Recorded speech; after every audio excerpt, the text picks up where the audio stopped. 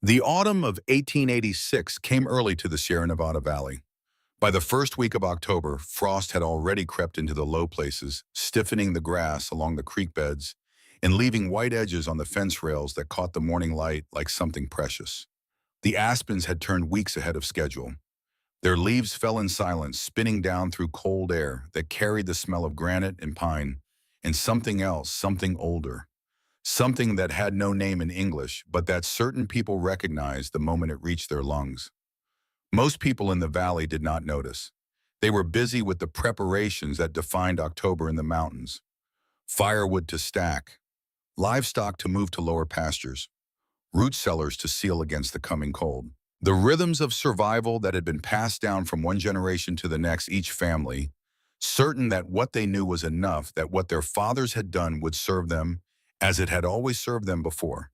They were not paying attention to the sky. One person was. Cornelius Hargrove rode past the construction site on the morning of October the 14th, his chestnut mare moving at an easy pace along the ridge road that overlooked the lower meadow. He was a big man, broad across the shoulders, with a gray-streaked beard and the particular confidence that comes from owning more land than anyone else within 20 miles. He had built his ranch from nothing over 30 years. He had survived two droughts, one early freeze that killed half his cattle, and a dispute over water rights that had lasted 7 years and cost him more in legal fees than the water was worth. He was not a man who surprised easily, but he pulled his mare to a stop that morning and stared. Down in the lower meadow, where the frost-killed grass met the first line of pine trees, something was rising from the earth that had no business being there. Logs stacked 2 stories high, a frame for a second floor built so heavily it might have supported a small church. A hearth of granite blocks so massive that the men hauling them had to work in pairs, straining against ropes, their breath coming out in white clouds in the cold morning air. And directing all of it, not watching, not supervising from a distance, but actually directing hands, moving, pointing, measuring, climbing the half-built walls with the ease of someone who had done this before, was a woman. She was small, dark-haired, perhaps 30 years old. She wore a man's work coat and heavy boots, and she moved across the construction site with a purpose so absolute that the 2 hired men working alongside her matched their pace to hers without seeming to realize they were doing it. Hargrove watched for a full minute. Then he let out a laugh that rolled across the frost-hardened ground and echoed off the tree line. A widow building a lighthouse. He called out loud enough for the mill workers on the far side of the ridge to hear, "For a sea that doesn't exist." The woman stopped what she was doing. She looked up at him. The distance between them was perhaps 100 yards, but even from that distance, something in her gaze made Hargrove's laughter slow, then stop. Not anger, not embarrassment, not the flinching uncertainty he might have expected from a woman being mocked by the most powerful man in the valley. Something else entirely. She held his gaze for 3 seconds. Then she said 3 words quietly enough that he shouldn't have been able to hear them across that distance, and yet somehow he did. "You will see." She turned back to her work. Hargrove watched her for another moment, his mare shifting beneath him. Then he clicked his tongue and rode on, still shaking his head, already composing the version of the story he would tell at the tavern that evening. It would get a good laugh. Everything about the Norwegian widow and her ridiculous tall house was going to get a good laugh. He did not know that 73 days later, he would be lying on the floor of that house, barely able to breathe, his wife and children huddled against him for warmth, alive only because of what that woman had built. He did not know that the 3 words she had spoken would follow him for the rest of his life. He rode on. The aspens kept falling, and in the lower meadow, Mara Voss kept building. She had arrived in the Sierra Nevada Valley in the spring of that year, coming off the train at Sacramento, and then north by wagon, asking directions with the careful precision of someone who has memorized a route but never traveled it before. The land agent in the small trading post near Donner Pass had looked at her with open skepticism when she told him what she wanted. "That parcel on the south-facing rise," she said. Her English was careful and accented, each word placed with deliberate attention. "Near the granite outcropping, 40 acres. "That's high ground," the agent said. "Good for avoiding floods, I suppose. But the winters up there are something else. The Donner Party got trapped near that very pass 40 years ago. You know about the Donner Party?" "I know about the Donner Party. 87 people, 42 dead, Right up there. He gestured vaguely northward. The pass is brutal from November through March. No road, no help if something goes wrong. A woman alone. How much for the 40 acres, he told her. She counted out the bills without expression. He took the money, signed the papers, and watched her fold her copy carefully into the front cover of a leather-bound journal that she carried in her coat pocket. "What do you plan to do up there?" he asked because he could not stop himself. Mara Voss looked at him with eyes the color of deep winter water. "Build something this valley needs," she said, whether it knows it or not. She walked out into the spring morning with her dog at her heel, a large, silver-gray Norwegian elkhound named Grim, moving with the quiet dignity of an animal who had seen things, and the agent stood in his doorway and watched her go and thought that he had never in 30 years of selling land to strangers seen anyone quite like her. He was right about that. To understand what Mara Voss was building and why you have to go back 4 years. You have to go back to Norway to a small mountain village whose name has no easy translation into English. A village that sat in a valley so deep the sun only reached its center for 6 hours a day. In winter, a village where snow was not a season but a presence, a permanent fact of life that shaped every decision from the height of doorways to the thickness of walls. Her father was Torstein Voss. In a village full of men who built their homes low and wide and practical, Torstein built differently. He built tall. He built with reinforced middle floors capable of bearing enormous weight. He built chimneys that rose 25 feet above the roofline. And most strangely, most inexplicably, to anyone who saw it for the first time, he built doors in his second-story walls positioned 10 feet above the ground, opening onto nothing but air. The villagers thought him eccentric at best. More often they said he was wasting timber on a man's vanity. Why build a door that opened onto nothing? Why spend money on a second floor when a single story was sufficient for any honest family? Why make chimneys so tall that the wind had to work twice as hard to push the smoke out? Torstein would explain. He had explained patiently over many years to anyone who would listen. He would describe what deep snow actually did, how it accumulated faster than any man could shovel, how it blocked doors and windows and chimneys until the family inside was sealed in darkness, how the carbon dioxide built up slowly and made people sleepy before it killed them, how the only escape from burial was upward, through a door positioned above the white tide. He would draw diagrams in the margins of his journal. He would calculate load weights and thermal dynamics in numbers that were 30 years ahead of what any engineering school in California was teaching. The villagers would nod politely and build their homes exactly as their fathers had built them. Torstein built only one double cabin, his own. Mara grew up in that house. She grew up understanding instinctively what her father had spent years trying to explain to others, the logic of it, the physics of it, the simple, terrible clarity of it. She had asked him when she was perhaps 9 years old why he didn't build double cabins for the other families too. He had looked at her with that particular expression she came to know well patient, a little sad, completely, without bitterness. "Because they haven't seen it yet," he said. "And people don't build what they haven't seen." "What will make them see?" He had been quiet for a long moment. "The storm will," he said. "The storm always does." He was right about that too. The storm came in February of 1882. It began on a Tuesday the way the worst things often do, quietly, without announcement, with snowflakes that seemed harmless as they drifted down from a sky the color of old pewter. By Wednesday evening, 3 feet had accumulated. By Thursday morning, 6. The temperature dropped so fast that the creek at the edge of the village froze solid between breakfast and noon. By Friday, the doors of every cabin in the village were blocked by walls of white. By Saturday, the screaming started.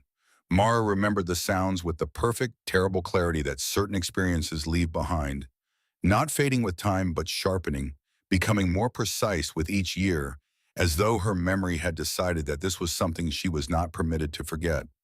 The muffled pounding of fists against wooden walls, voices calling names into the white silence. The way each voice would reach a certain pitch and then simply stop, not trailing away, but stopping as though a hand had covered a mouth. Her father made his decision on the third day.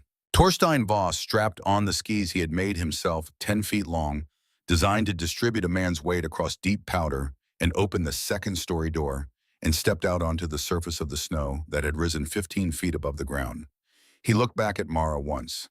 She was 28 years old. She was standing in the warm interior of the only house in the village that was not being buried alive. "Stay here," he said. "Keep the fire burning." "Father, keep the fire burning, Mara. That is your work right now." He turned and disappeared into the white. They found his body in the spring when the thaw came 3 months later. He had managed to dig out 7 people before his heart gave out, 7 souls pulled from frozen darkness alive because Torstein Voss had gone out into the worst storm in a generation.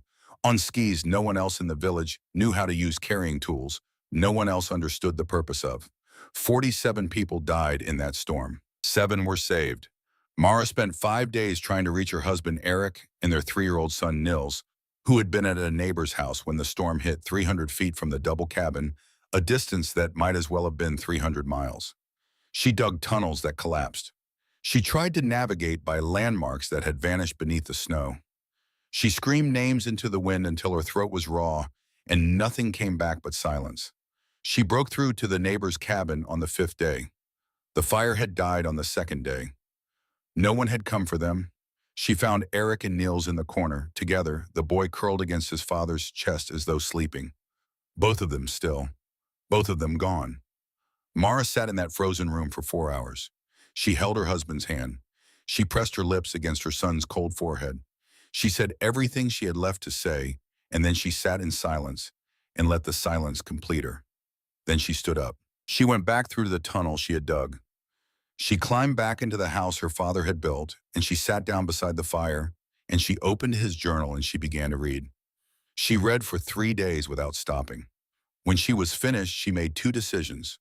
The first was that she would not stay in Norway. The second was that she would build her father's house in the place where it was needed most. She spent a month studying maps before she chose California. The Sierra Nevada range, the mountain passes, the elevation charts and the snowfall records, and the history of what happened to the 87 members of the Donner Party 40 years before she arrived. She read everything she could find. She corresponded with a professor at a university in Oslo who had studied North American weather patterns. She made calculations in the margins of her father's journal, filling the white space around his diagrams with her own numbers. Then she sold the family land for the sum of 63 American dollars, collected the journal and the skis her father had made, and booked passage on a ship bound for New York. Grim came with her. The dog had been Eric's, originally a 5-year-old Norwegian elk hound with silver-gray fur and eyes that held the kind of stillness that comes from having survived something serious. He had made it through the storm by staying close to the hearth. He was all that remained of the life Mara had lost. She crossed an ocean with a dog, a dead man's journal, and a set of hand-carved skis that were 10 feet long and made no sense to anyone who saw them. And she arrived at Donner Pass in the spring of 1886 knowing exactly what she was going to build, and why and how, knowing it the way you know the things that have been burned into you by loss, by cold, by the particular education that comes only from surviving what was supposed to kill you. She chose her building site with the attention of someone who understood that the choice itself was a form of engineering. A slight rise above the meadow giving her additional elevation, a southern exposure for maximum sunlight on the cold months, the granite outcropping to the northwest, a natural windbreak. She walked every inch of the 40 acres with Grim moving alongside her, the two of them spending the entire first month in what anyone watching might have mistaken for aimless wandering, but was in fact the most careful kind of study. Then she began to dig. The foundation went down 4 feet, deeper than any other structure in the valley. The hired men she brought in from Sacramento, 2 brothers named Randall and Joseph Pratt, experienced in heavy log construction and not given to asking unnecessary questions, watched her lay out the dimensions and said nothing. They had been hired to build what she showed them. They built it. By the end of May, the foundation was complete, and the first logs were rising. And the valley noticed. They came in 1s and 2s, at first stopping on the ridge road the way Hargrove would stop 2 months later, drawn by the strangeness of what was rising in the lower meadow. A 2-story structure with a frame so heavily reinforced it seemed designed for a building 3 times its size. A chimney of granite blocks that was already in late June rising higher than the roof lines of every other building within a mile. An interior floor between the stories built to a specification that no one in the valley had ever seen and none of them could explain. The questions came first, then the theories, then the mockery. Wade Pruitt arrived in early July with two friends from the mill, all three of them carrying bottles and looking for entertainment. He was 24 years old, broad-shouldered and loose-limbed, with the particular confidence of a young man who had not yet been shown what he did not know. He watched Mara work for a few minutes. Then he called out, "Wusso, what are you building? A barn for giants?" Mara did not look up from the log she was notching. Her hands did not pause. "Hey," Pruitt stepped closer. "I'm talking to you. I asked what you're building." She set down her tools and straightened her back and looked at him with an expression so completely without defensiveness that it seemed to confuse him. "A house," she said. "That's not a house. That's a... I don't know what that is." He turned to his friends. "Boys, I think we found ourselves the valley's newest fool." He turned back to Mara. "$20 says that thing falls before spring." Mara held his gaze for a moment. "I will remember that," she said. Then she picked up her tools and went back to work. Pruitt left laughing. But something in the way she had looked at him, patient, certain, without a trace of the embarrassment he had intended to cause, stayed with him in a way he did not examine until much later. Dr. Raymond Fitch came in August. He was a civil engineer from San Francisco, visiting the valley on business, and he stopped his carriage for nearly an hour to observe the construction before he finally approached. He was a careful man, precise in his speech, accustomed to being the most technically informed person in any room. He introduced himself. He explained his credentials. Then he opened his notebook. "The height-to-width ratio is unstable," he said. "You're building too tall for the base you've established. Any significant accumulation of snow on that roof will create a load-bearing stress that the walls cannot sustain. I can show you the calculations if..." "In Norway," Mara said quietly, "we say that the man who has seen the wolf does not need the man who has read about the wolf to explain how it hunts." Fitch blinked. "I beg your pardon?" "I have seen what deep snow does to a cabin built the way you are describing. I have pulled frozen bodies from the wreckage of such cabins. I know what I am building and why I am building it." She looked at him steadily. "If you want to help, I have logs that need carrying." Fitch did not help carry the logs. He went back to town and reported to everyone at the general store that the Norwegian widow had refused the advice of a qualified engineer and was going to get herself killed when her ridiculous tall house collapsed under its own weight. He was very certain about this. He had the calculations to prove it. Reverend Samuel Croft made his visit in September. He was a lean, careful man who took his responsibilities seriously and believed that the spiritual welfare of his congregation extended to protecting them from outside influences that he did not understand. He had heard too many things about the woman in the lower meadow, her strange construction, her foreign ways, her solitary life without the guidance of a husband or a church. He came on a Wednesday morning and stood at the edge of the site with his Bible clasped against his chest. "I have heard troubling reports," he began. Mara was fitting the second-story doorframe. She paused in her work and looked down at him from above, literally above from the height of the second floor, which had a way of shifting the usual dynamics of a conversation that the Reverend did not entirely appreciate. "I build according to what works," she said before he could continue. "When the snow buries a man's house and he cannot breathe, does it matter whether his rescuer prays in Latin or Norwegian? When a mother freezes to death holding her child, does God ask which hymnal she used?" Croft had no immediate answer. "I will build what I know how to build," Mara continued. "When the snow comes, you will see whether my knowledge is dangerous or merely practical. Then you can decide what to do with your concern."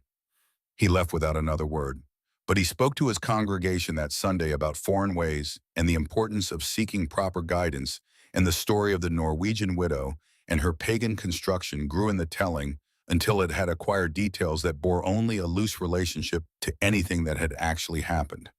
The most consequential visitor came in October. Desmond Holt was not a large man, but he carried himself in a way that suggested he believed himself to be. He owned the general store, a share in the mill, and a significant portion of the debt that various families in the valley had accumulated over lean years. He had a habit of arriving at moments of someone else's difficulty and leaving with something that had not been his before. He came on a Tuesday afternoon when the aspens were at their peak color, and he did not bother with the pretense of curiosity about the construction. "I'll give you $60 for this land," he said. "That's a fair price given the remoteness." "I paid $63 for it," Mara said. "Prices have dropped. And frankly, Miss Voss, this structure you're building is going to be a liability. When it collapses, it will not collapse. When it collapses, he repeated as though she had not spoken, you'll have nothing but debt and rubble. $60 is more than you'll get from anyone else. The land is not for sale. Holt studied her for a moment with the flat, assessing attention of a man who was accustomed to finding the number that changed people's minds. Then he shifted. You're a widow, he said. Lone up here, no family, no husband. The winters are going to be hard. A woman in your position could use someone to look out for her interests. He paused. I'm a widower myself. I'm suggesting we might come to a more permanent arrangement than a land sale. The silence that followed this had a particular quality. Mara set down her tools. She turned to face Holt with the full attention she rarely gave to interruptions, and she looked at him with an expression that was not anger and was not contempt, but was somehow more final than either of those things. Mr. Holt, she said, my father built a house that saved lives, and the villagers called him eccentric until the day he died, saving the people who had laughed at him. My husband died 300 feet from my door because no one built what my father built. I crossed an ocean with a poem in a dead man's journals to build something that this valley needs, whether it knows that yet or not. She picked up her tools again. I did not cross an ocean to find a new husband. The land is not for sale. Holt left. His expression as he rode away was not the expression of a man who had accepted a refusal. It was the expression of a man who had revised his approach. In the middle of all this, the mockery, the warnings, the unwanted advice, three people came to the building site without agenda. The first was Eleanor Briggs. She was 72 years old and she had lived in the Sierra Nevada Valley longer than anyone else breathing. She had arrived as a young bride in 1843, and she had survived the terrible winter of 1846 that had taken her husband and so many others, and she had watched the valley fill up with new families over the following 40 years, none of whom had any true understanding of what this land was capable of when the weather decided to mean business. She walked 3 miles to see the construction, arriving on a cool morning in late August, with no explanation of what had brought her there.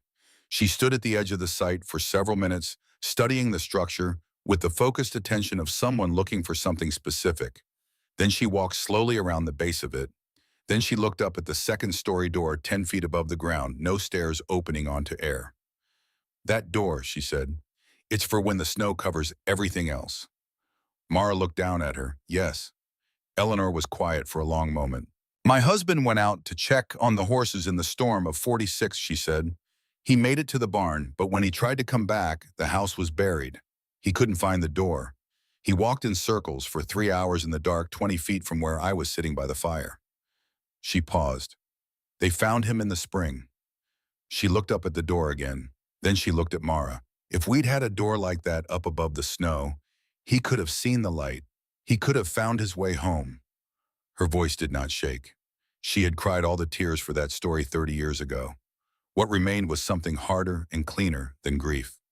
Can I help? Mara climbed down from the ladder. She stood in front of this old woman who had walked 3 miles on arthritic legs to understand what she was building, and felt something shift in her chest, a loosening of something she had not known was held tight. You can hand me nails, Mara said. Eleanor smiled. It transformed her whole face. Then I'll be here tomorrow, she said. She was.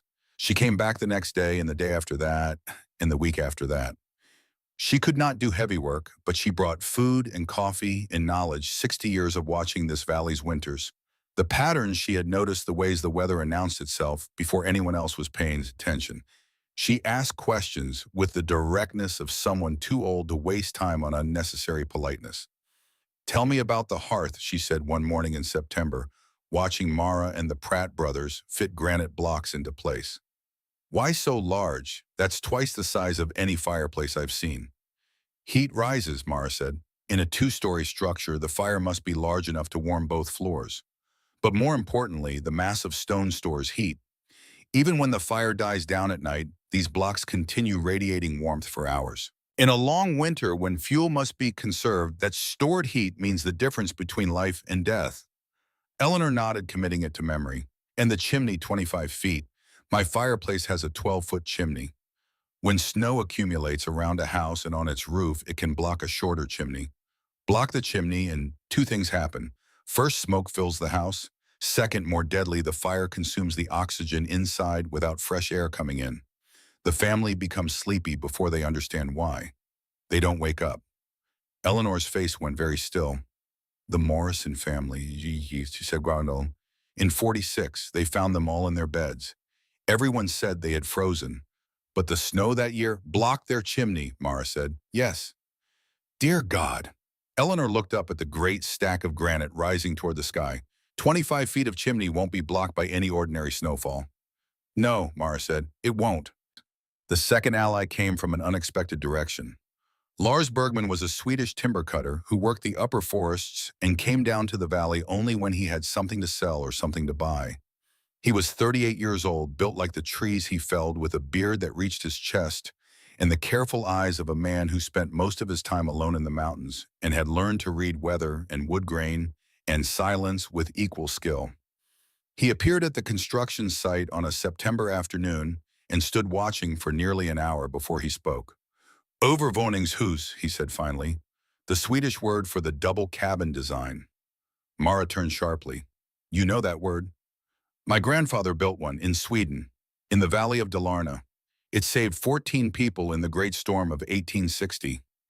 He walked forward, examining the joinery of the logs with the hands of someone who knew what he was looking for. Your notching is Norwegian, different from Swedish style, but the principle is the same. He looked up at her.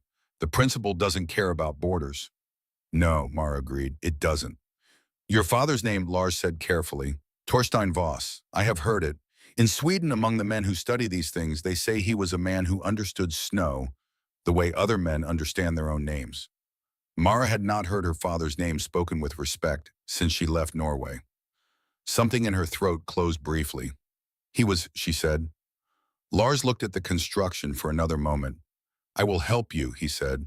3 days, no payment. This knowledge should not be lost. He paused.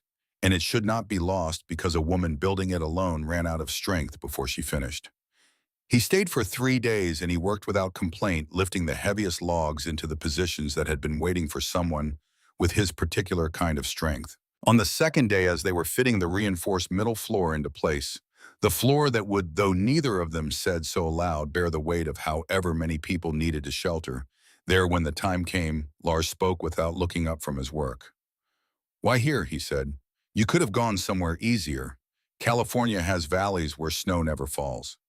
Mara drove a peg into the joint she was securing. Because here is where the snow kills people, she said. Here is where my father's knowledge is needed. What is the use of knowing how to survive deep winter if you live somewhere winter never comes? Lars was quiet for a moment. Then he nodded once and went back to work. He left on the third day, shook Mara's hand without unnecessary ceremony, and returned to his timber cutting. He told no one about the double cabin. Some knowledge he believed should be allowed to prove itself before it was shared. The third ally came with a basket of bread. Wade Pruitt, the young man who had offered $20 that the cabin would collapse before spring, had not forgotten about the construction site after his initial visit. He told himself he was not interested. He found himself riding past the lower meadow more often than his routes required. He told himself he was checking on something else. What he was actually doing was watching. He watched the walls rise. He watched the chimney grow. He watched the reinforced floor go in, and the second-story door frame, and the steep pitch of the roof that was unlike anything he had seen in the valley. He did not understand what he was seeing, but something in the precision of it, the way each decision seemed to connect to every other decision. Nothing arbitrary, nothing decorative, everything serving a purpose he could not yet name, kept pulling him back. He did not return to the site in person. His $20 bet was still on the table at the tavern, and he had a reputation to maintain. But he watched, and something was beginning to move in him, some understanding that had not yet found its way into words. The cabin was completed on the 15th of November, 1886. It stood 20 feet tall and 18 feet wide and 24 feet deep. The walls were Douglas fir logs, each 18 inches in diameter, notched and fitted with a precision that left no gap for wind to enter. The roof was steeply pitched, covered with wooden shingles cut 3 inches thick. The chimney rose 25 feet above the roof line, the highest point within a quarter mile. The ground floor held storage firewood stacked to the ceiling along the north wall, enough to burn continuously for 4 months. barrels of salted meat and dried fish, sacks of flour and cornmeal, 3 barrels of fresh water alongside the equipment for melting snow into more. The second floor held the living quarters, a bed frame built to last generations, a small cooking area connected to the massive hearth below, a desk where Mara kept her father's journal, windows on all 4 sides giving clear sight lines in every direction, including unobstructed views of the neighboring properties across the meadow. The second-story door faced south. It was positioned 10 feet above the ground. Outside it, Mara had built a small platform with hooks for hanging the 10-foot skis that had been her father's, that had carried him across the surface of the Norwegian snow on the day he went out and did not come back. No stairs led up to that door from the outside. From the ground, it looked like a door to nowhere. From above in deep snow, it would look like the only way home. Desmond Holt came back on the day after the completion, as Mara had known he would. He stood with his arms crossed and his hat pushed back, and he looked at the finished structure with the expression of a man recalculating. "I'll give you $80, he said. "The land is not for sale," Mara said. "100. "Mr. Holt, this valley is going to turn against you," he said, his voice dropping, losing the businesslike tone and finding something underneath it that was closer to the truth. "You're a foreign woman building something nobody asked for and nobody wants. I'm offering you a way out before it gets harder." Mara looked at him for a long moment. "My father was told the same thing," she said, "that nobody wanted what he was building, that he was wasting his time and his timber on something that made no sense to anyone around him." She paused. "He built it anyway, because he understood something the people around him did not yet understand." She turned toward the cabin door. "I am his daughter. The land is not for sale." Holt rode away with the slow, deliberate pace of a man who had not finished thinking about something. 3 days later, the cold snap arrived. It dropped the valley to 15 below zero, not a true blizzard, not the storm that was coming, but cold enough to make the point. Mara spent that night in the second-floor living quarters with Grim, lying beside the hearth, and the massive stones radiated heat through the floorboards and up into the space around her. The air gap between the inner and outer roof layers held warmth against the cold outside like a hand cupped around a flame. She sat at her father's desk in her shirt sleeves and read his journal by candlelight. Outside, the valley shivered and burned through wood at a rate that would matter when the real cold came. Eleanor came the next morning, stamping frost from her boots at the second-story door. She stepped inside and stopped. "It's warmer in here than my house with the stove running all day," she said, genuine wonder in her voice. "How?"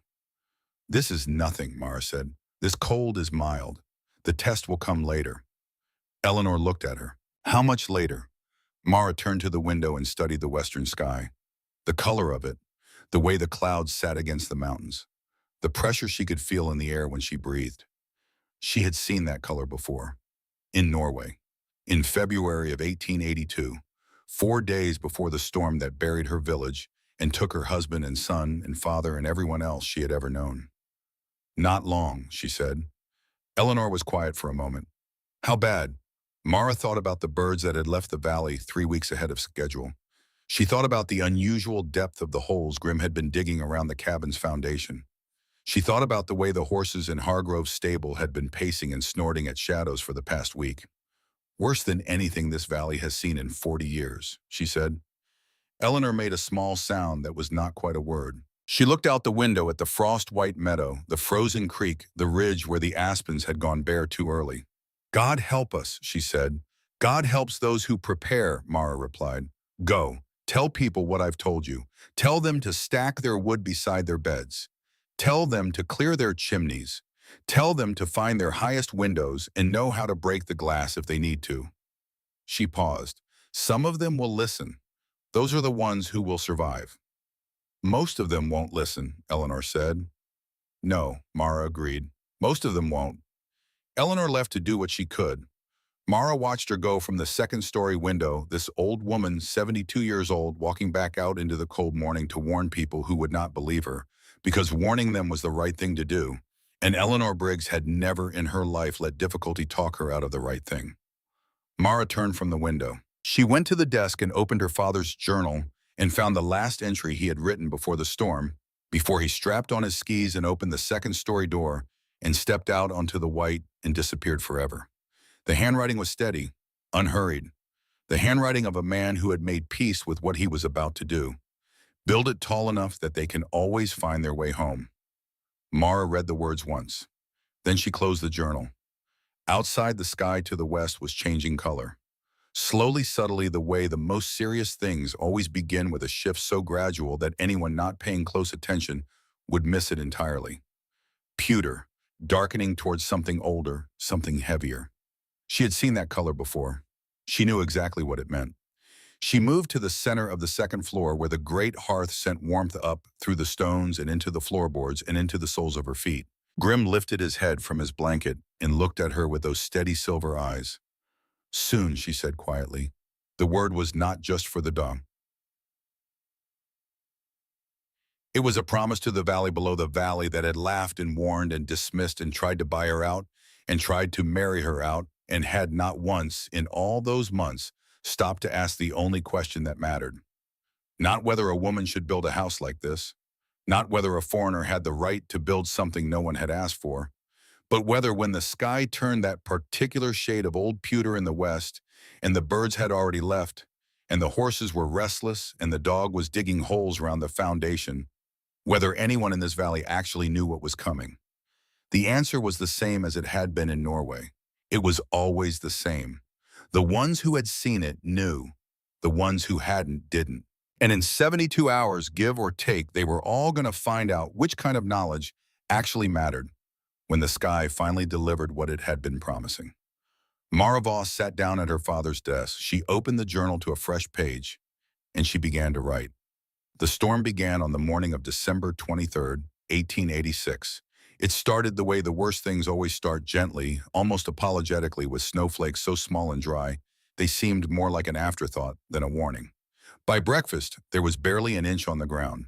The sky was the color of old pewter, the same color Mara had been watching for 3 weeks, but low and still, without the dramatic quality that people expected from dangerous weather. It looked like an ordinary winter morning. It felt like one. The valley went about its business. Cornelius Hargrove rode out to check his north fence line before the snow got worse. He figured he had until afternoon. He figured the whole thing would blow itself out by nightfall. He had survived 30 winters in these mountains, and he trusted his judgment the way men trust things that have never yet failed them. In town, families were finishing their Christmas preparations. The general store had stayed open late the previous 2 evenings to accommodate last-minute purchases. Reverend Croft was finalizing his Christmas Eve sermon. Children were watching the first snowflakes fall with the uncomplicated joy that belongs entirely to people who have not yet learned what snow can become. In the lower meadow, Mara had been awake since 3 in the morning. She had felt the pressure change in the night, a shift in the air so subtle that most people would not have been able to name it, but that she recognized the way you recognize the sound of a voice you have not heard in years. She had risen in the darkness and gone to every window and looked at the sky, and what she saw told her everything she needed to know. She spent the hours before dawn moving the last of what needed moving.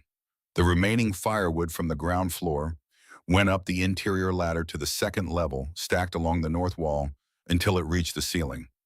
Every blanket, every medical supply, every barrel of water that could be lifted. She worked steadily and without urgency, the way her father had always worked, because urgency was for people who had not prepared far enough in advance, and Mara had been preparing it for this since February of 1882. By the time the first pale light came through the eastern windows, she was ready. She sat down at the desk and looked out at the meadow below and watched the snow begin.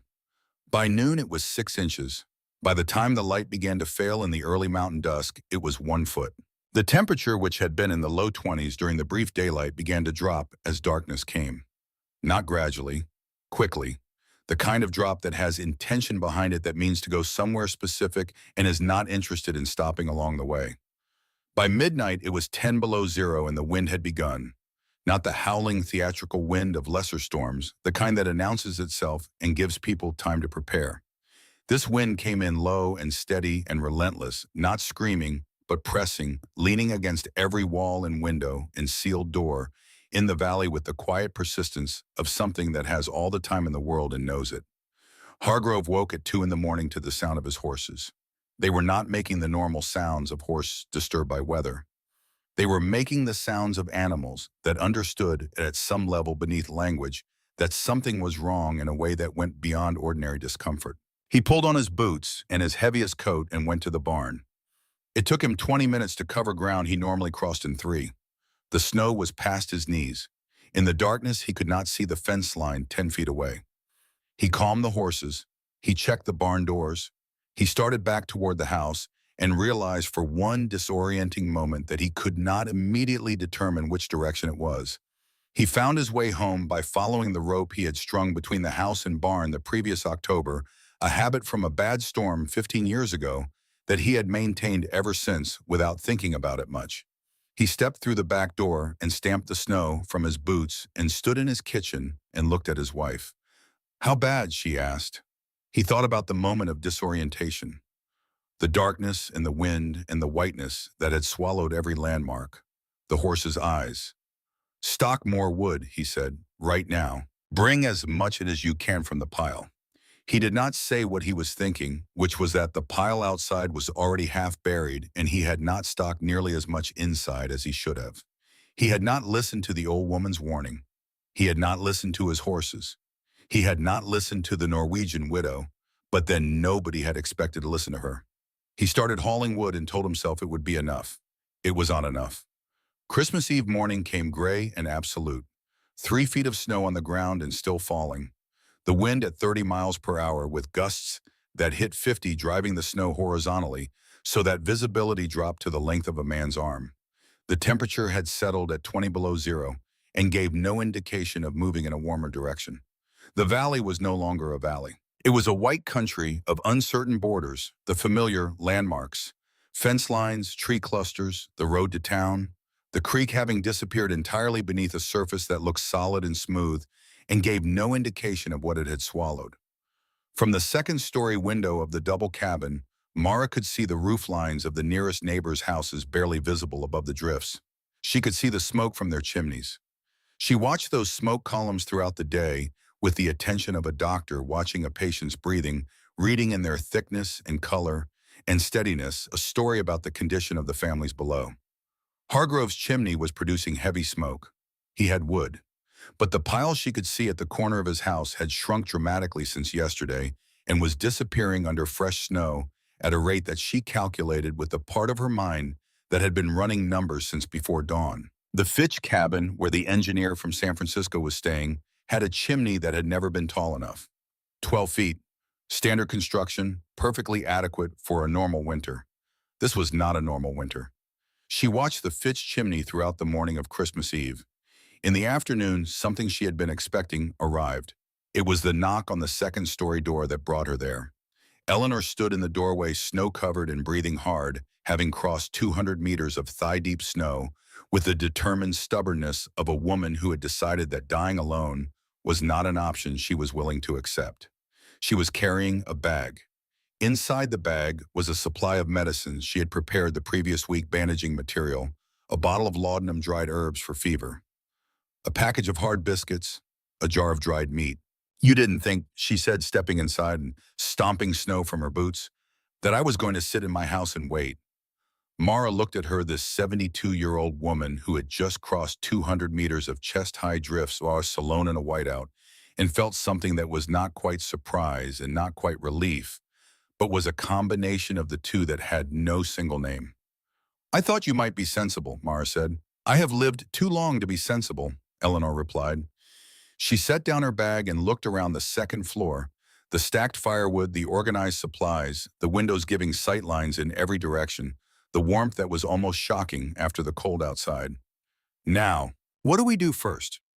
They spent Christmas Eve together, the two of them, watching the storm build from the second-story windows, while the great hearth burned steady and the stacked wood diminished slowly, and the stones radiated their stored warmth into the floor, in the air, and the bones of both women. Grim moved between them, settling beside Eleanor, when she sat returning to Mara when she stood. The dog had been quiet since the storm began. Not anxious, not restless. Something more like prepared, the stillness of an animal that has experienced serious weather and knows the value of conserving everything.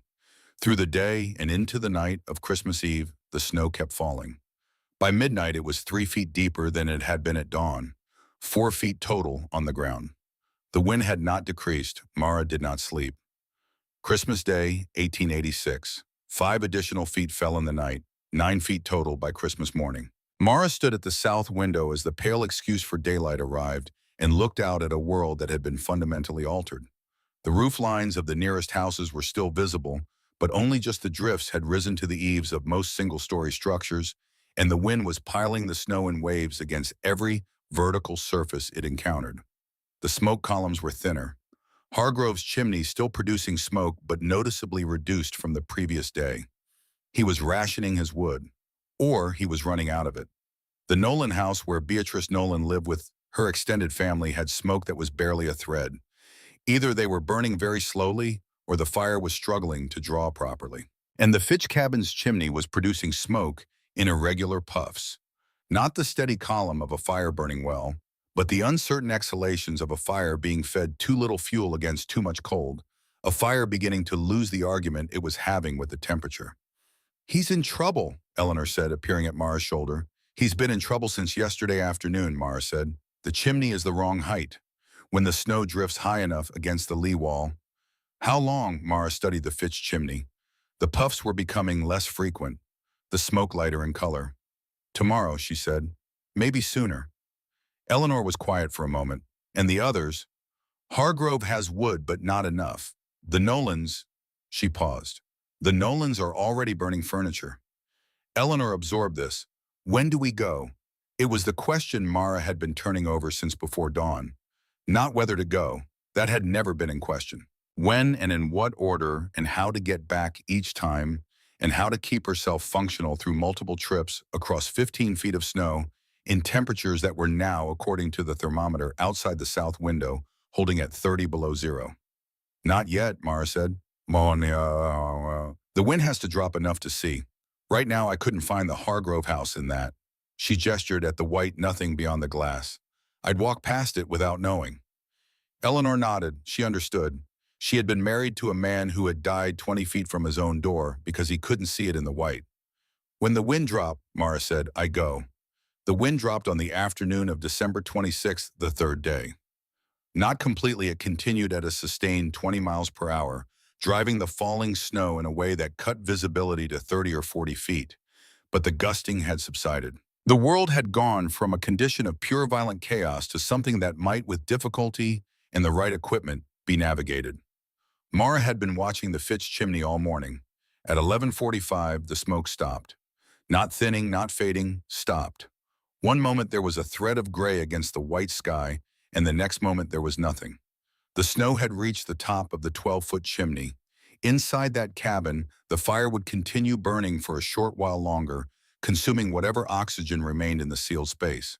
When the oxygen was gone, the family inside would begin to feel sleepy.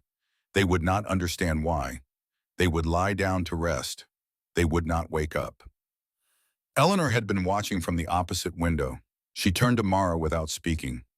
Mara was already reaching for her coat. There is a silence that lives inside a deep winter storm that is different from any other silence in the world. It is not the silence of absence. It is the silence of presence, of something massive and indifferent, holding the air in its hands so completely that the ordinary sounds of human life, the creak of a hinge, the bark of a bee, the voice of a child calling from one room to another become impossible. Not muffled. Impossible. As though the world that made those sounds had never existed. Mara stepped out through the second-story door and stood on the platform above the snow and felt that silence settle around her like water. The storm was still moving. Snow still fell. The wind still pushed. But compared to the previous 2 days, the air was almost navigable, and from the platform she could see dimly through 30 feet of visibility the outlines of what the valley had become. It was 15 feet deep, perhaps more in the drifted areas against walls and fences. The smooth surface stretched in every direction, broken only by the dark tips of the tallest pine trees and the occasional angular shadow of a roofline barely clearing the white. The familiar landscape had been erased. The meadow, the road, the creek, the fence lines, all of it gone, replaced by a country of white that had its own geography, its own hills and valleys, shaped by wind rather than by earth. She strapped on her father's skis, 10 feet long, hand-carved from ash wood designed to distribute a man's weight or a woman's weight across the deep powder, preventing sinkage, allowing movement across a surface that would otherwise swallow a person whole.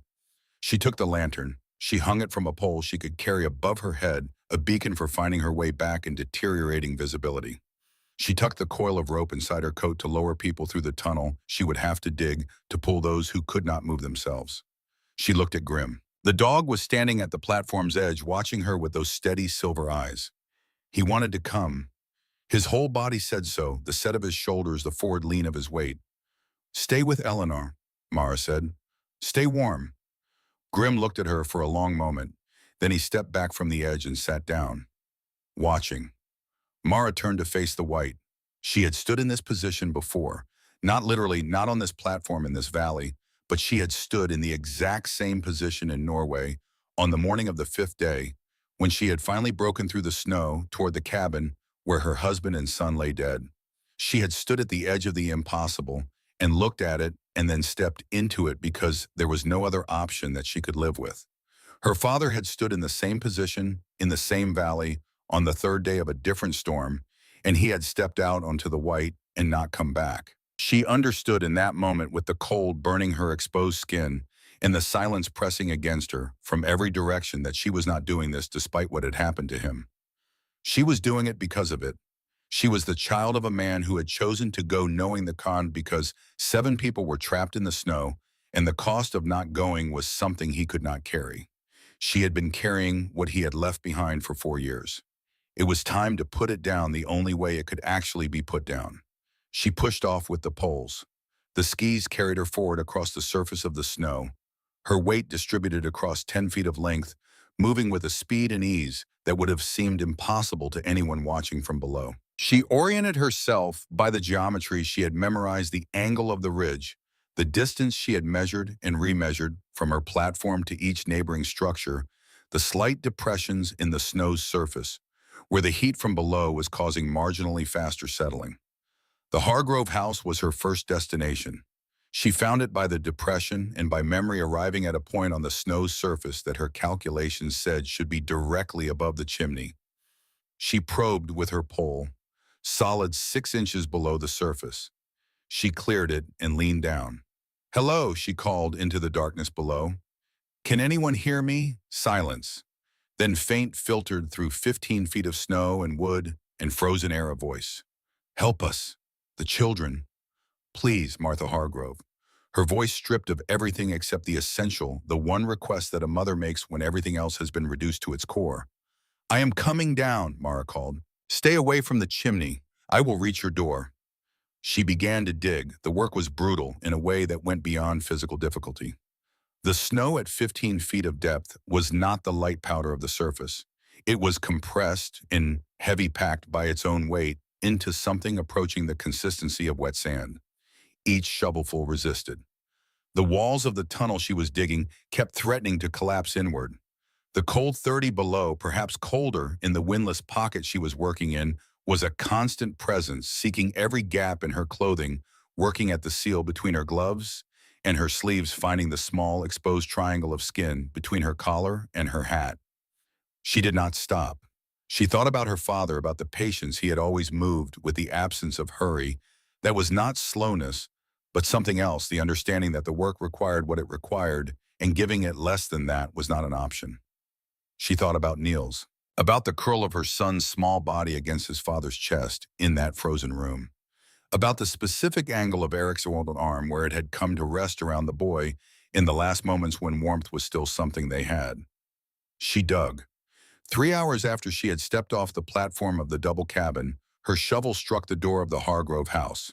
She forced it open against the drift of snow that had compressed against it, and a wave of dead cold air came out.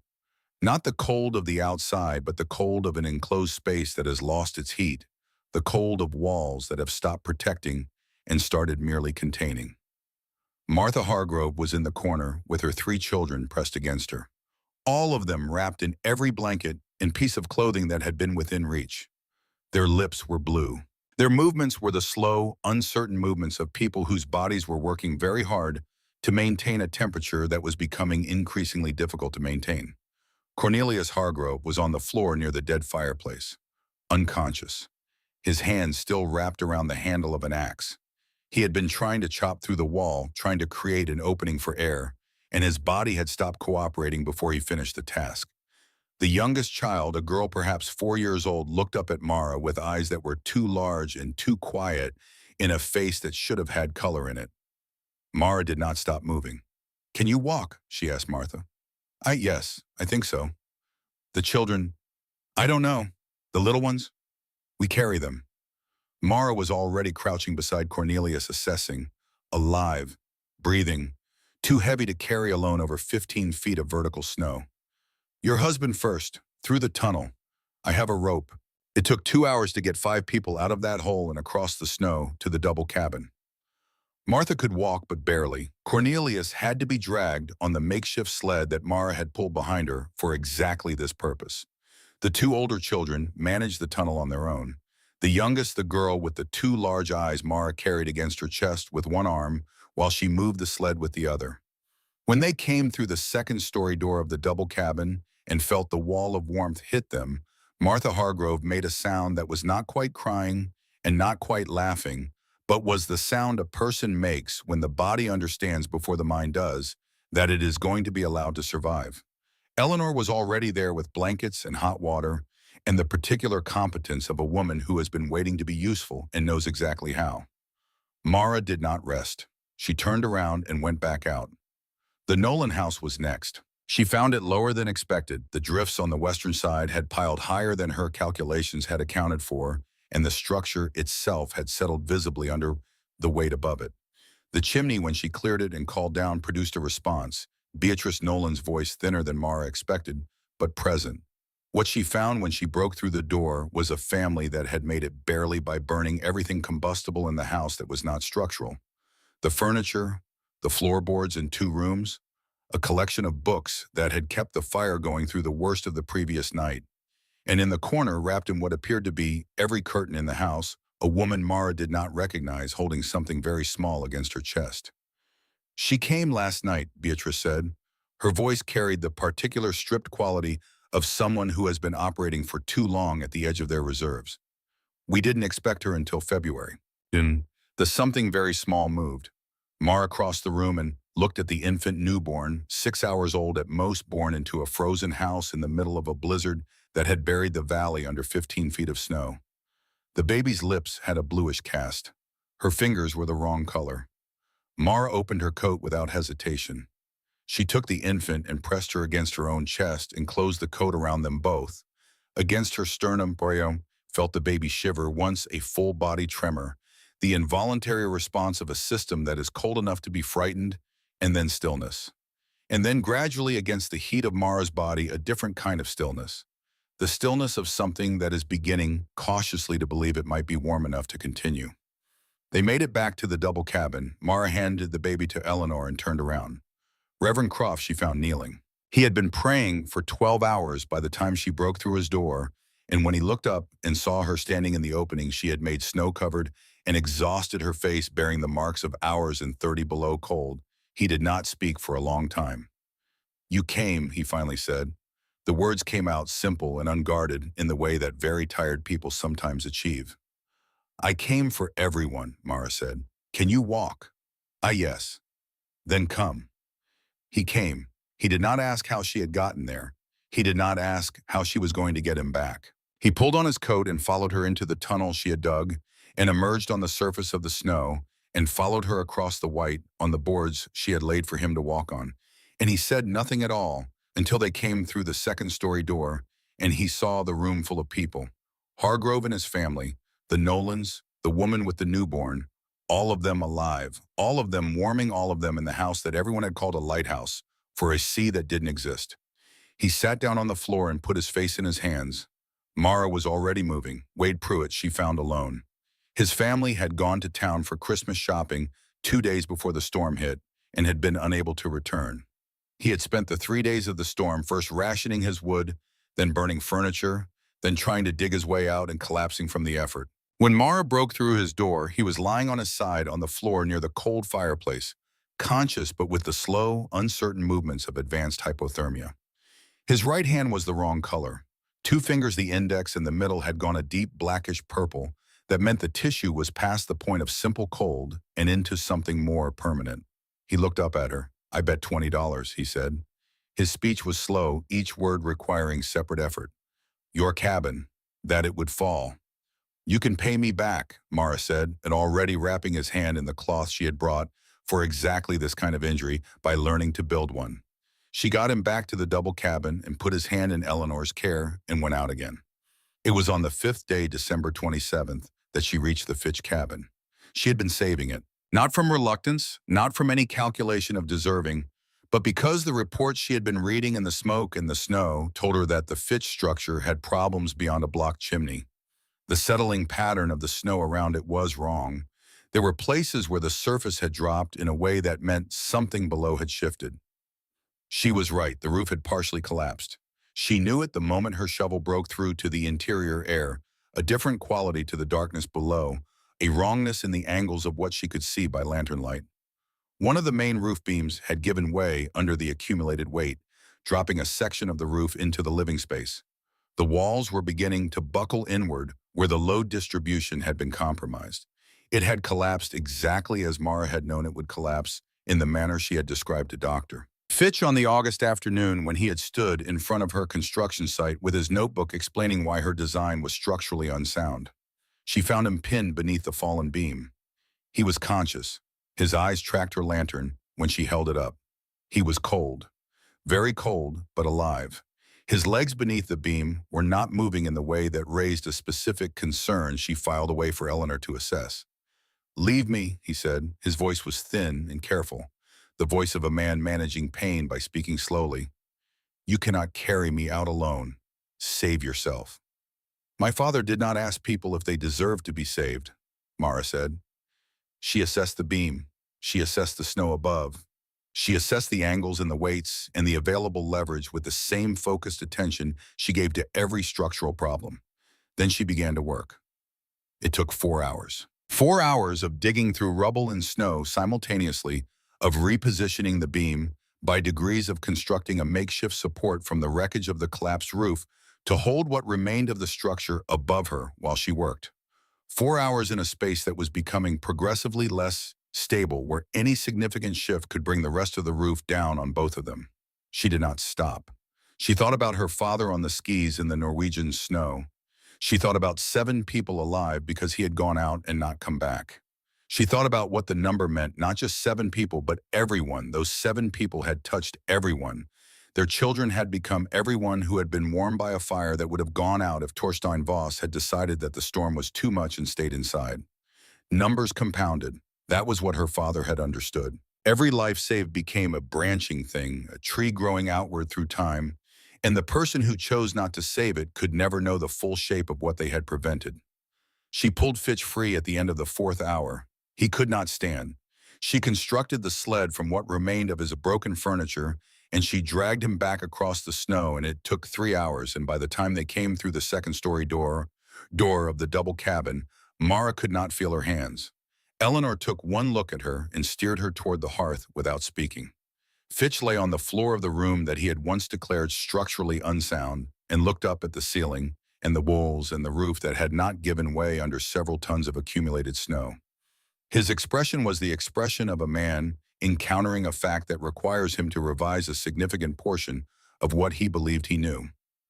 "I have been a structural engineer for 23 years, he said. The room was quiet enough to hear him clearly. "I have never seen anything as perfectly suited to its purpose as this building." He paused. "I was wrong about the calculations, about the design." Another pause longer. "About everything structurally speaking." Someone near the back of the room made a sound. It might have been exhaustion. It might have been the specific release that comes when something that has been held very tight finally loosens, and it became a laugh. And the laugh spread through the room, quiet and genuine, and a little ragged around the edges, the way laughter sounds when it comes from people who have been very close to not being there to laugh at all. By the morning of December 28th, there were 23 people in the double cabin, 23 souls in a structure designed comfortably for 6. They lay on every surface. They shared blankets and warmth in the particular intimacy that comes from surviving something together. The firewood that Mara had stacked burned continuously in the great hearth. The food she had stored fed hungry mouths. Eleanor moved among them with the quiet efficiency of someone who has been waiting her whole life to be exactly this useful, and the newborn Nolan girl slept in warmth against her grandmother's chest, and the sounds of the storm outside, which had by now settled into a steady, persistent fall, rather than the full violence of its earlier days, were the sounds of something that had done its worst and been answered. Emma Hargrove Cornelius's youngest 8 years old, the one Mara had carried back from the frozen house, had not spoken since she arrived. She sat with her back against the wall nearest the hearth and watched the room with eyes that had seen enough in the previous 2 days that words seemed inadequate to whatever was happening inside her. Grim had been beside her since the moment she arrived. Not pressed against her, not demanding attention, but present the large silver-gray dog settling at a careful distance that was close enough to be felt but far enough to be chosen. He lay with his head on his paws and his eyes open, watching her with the steady, unhurried attention that he gave to things he had decided required his full consideration. For several hours, Emma watched the room. Grim watched Emma. Then in a voice so quiet that only the people nearest her heard it, Emma Hargrove spoke her first words since the frozen house. "Can I pet him?" The room did not go silent. It was already as quiet as a room with 23 people in it could be, but something shifted. Several people who had been sleeping opened their eyes. Eleanor across the room became very still. Mara was beside the hearth, her hands finally warming the feeling, returning in stages. She turned. She crossed the room and crouched down to the height of the small girl against the wall. "His name is Grim," she said. Her voice was steady. "He belonged to my husband." The girl looked at the dog. Grim's tail moved once slowly against the floorboards. "Where is your husband?" Emma asked. The question came out with the uncomplicated directness of a child who is too tired for anything except the straightest line between what she wants to know and the asking of it. Mara held the girl's gaze. "He died in a storm like this one," she said, "in Norway, before I came here." Emma absorbed this. Her small hand moved toward Grim, tentative, and then committed, and the dog raised his head and rested it against her fingers with the careful gentleness of an animal who understands what is fragile. "I'm sorry," Emma said. "Thank you," Mara said. The room breathed. Outside, the storm was finally slowing. Not stopping, not yet, but the quality of it had changed the way a fever changes in the small hours before dawn. The worst was past. What remained was the settling, the diminishing, the slow return of a world that had been suspended. Mara stood and walked to the south window. She looked out at the white that stretched to the horizon and beyond, covering everything that had been there before, and she thought about what lay beneath it. The cabins, some of them broken. The animals that had not been moved inside in time. The road to town that would not be passable for weeks.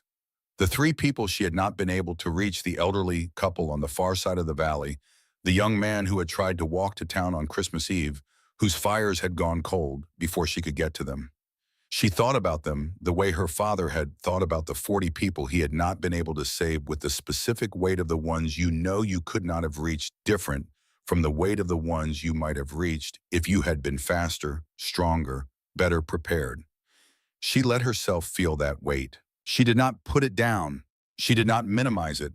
She held it for as long as it needed to be held, and she looked out at the white country that had been a valley, and she acknowledged without flinching the full cost of what the storm had taken. Then she turned back to the room. 23 people, alive, warm, fed. Some of them sleeping, some of them talking quietly, some of them looking at the ceiling with the particular expression of people who are still processing the fact of their own survival. 23 people who would not have been there if her father had not spent his life building something that everyone told him was unnecessary. 23 people who would not have been there if she had stayed in Norway. She looked at Eleanor, who was sitting near the hearth with the Nolan infant in her arms, and Eleanor looked back at her, and in that exchange was everything that needed to be said and nothing that needed to be spoken aloud. Mara crossed to the hearth and added a careful measure of wood to the fire. The flames took it without hesitation. The stones radiated their steady warmth into the floor and the walls and the air of the room. Outside, the snow fell on. The sun came back on the morning of December 29th, 1886. It appeared without announcement the way the most important things often do, not gradually brightening through cloud cover, but simply there a pale disk in a sky that had gone overnight from the heavy pewter of the storm to a blue so clear and absolute it seemed painted by someone who had never heard of subtlety. The light that came through the south windows of the double cabin was the light of a world that had been through something and was now cautiously beginning again. Mara had been awake for an hour before it arrived. She had sat at her father's desk in the pre-dawn quiet, listening to the breathing of 23 people distributed across every available surface of the second floor, and she had opened his journal to a blank page and written down the names. All 23, the Hargrove family, the Nolans, Reverend Croft, Dr. Fitch, Wade Pruitt, the others she had pulled from the white one by one across 3 days of cold that had no interest in whether any of them survived it. She wrote the names the way her father had written his calculations, carefully, without ornamentation, because the thing itself was enough. When the sun came through the gauze and fell across the page, she closed the journal. She went to the window. The valley below, or where the valley had been, was a sea of white so complete and so still that it took the breath away. The surface caught the new sunlight and threw it back in 1,000 directions, a brilliance that hurt the eyes and made the familiar landscape entirely unrecognizable. What had been meadows and fence lines and creek beds and the road to town was now a single smooth country, broken only by the dark tips of the tallest pines and the occasional angular interruption of a roof line where a structure had held against the weight above it. Many had not held. She could see the places where they hadn't, the particular flatness, where a roof had given way, the subtle depressions where walls had buckled inward, the absence of smoke that told the story of what the storm had taken. Behind her, people were beginning to wake. They came out through the second-story door, one by one stepping onto the platform, and then down onto the snow surface on the wide boards Mara had laid for exactly this purpose, and each of them stopped when they saw it. The valley that was not a valley anymore. The white country that had swallowed their world and now sat in the new December sunlight with the magnificent indifference of something that had no opinion about what it had done.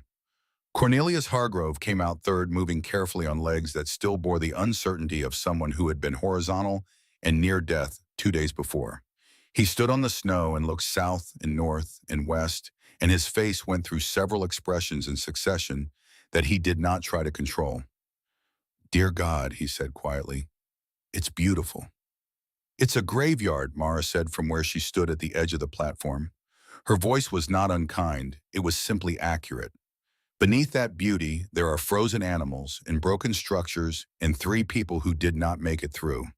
The beauty doesn't change what's underneath it. Hargrove looked at her. The silence between them held everything that had happened in the previous 72 hours, the tunnel she had dug to reach his door, the 2 hours it had taken to get his family across the snow, the moment he had regained consciousness on the floor of this cabin and looked up and understood what had happened and who had made it happen. He did not try to fill the silence with anything inadequate. It was mid-morning when Desmond Holt asked to speak. He had been among the quieter presences in the cabin since his arrival on the 4th day, found barely conscious in the back room of his general store, surrounded by inventory that could not keep him warm and goods that had no utility whatsoever against 15 feet of snow. He had recovered physically more quickly than some of the others, being younger and having had marginally more fuel than a few of the households Mara had reached. But there had been something working in him since he arrived, something visible in the set of his face and the way he positioned himself slightly apart from the group conversations that suggested a man engaged in a private reckoning. He stood up. He did not ask to speak to Mara alone. He did not lower his voice or pull her aside. He stood in the middle of the room with 22 other people present, and he spoke to all of them. "I need to say something," he said, "to all of you, not just to her." The room became still. "I knew," Holt said, "what this land was. I knew it was the highest ground in the valley. I understood before any of you did what a serious storm would mean for the lower properties. I have known it for years." He paused. His voice was steady, but the steadiness was the kind that cost something to maintain. "When she refused to sell, I offered her marriage.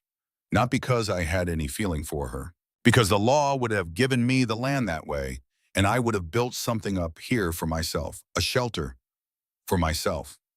Nobody spoke. I knew what a real storm could do to the rest of you, Holt continued. I knew it, and I said nothing. I laughed at her with the rest of you because it was easier than admitting that she was building the only thing that mattered. He stopped. I wanted the advantage for myself.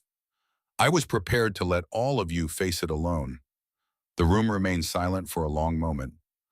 Hargrove turned to look at Holt with an expression that was very controlled, very deliberate, the expression of a man who is deciding carefully what he is going to do with something.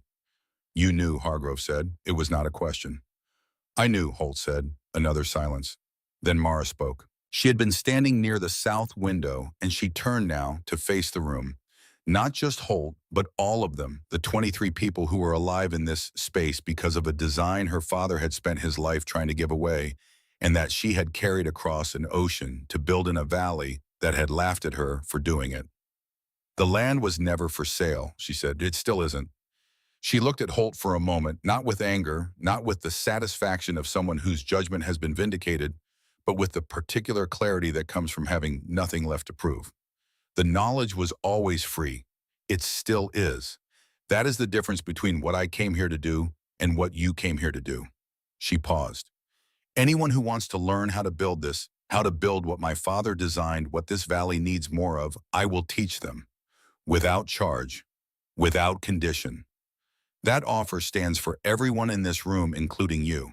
Holt looked at her for a long moment. Then he sat down, and Hargrove, who had been watching all of this, stood up. Cornelius Hargrove was not a man who apologized easily. He was 61 years old, and he had built a ranch from bare ground through 30 years of difficulty, and he had developed over those 30 years the particular hardness that long effort in hard country tends to produce, not cruelty, but a compression, a reduction of the unnecessary, a preference for action over acknowledgement. He had been wrong about things before. He had not always said so. He stood in the middle of the second floor of the double cabin, and he looked at Mara Voss, and he said what needed to be said. I called you a fool, he said. I said a woman had no business building anything taller than a fence. I made a public joke of what you were doing, and I made sure everyone in the valley heard it. I was the first one to laugh, and probably the loudest. He stopped. My wife and my children are alive because you dug through 15 feet of snow with your own hands and got them out and brought them here. My youngest daughter is speaking again because of your dog. I owe you a debt that I do not have words large enough for. He extended his hand. I would like, he said, to be the first to learn. Mara looked at his hand, then she took it.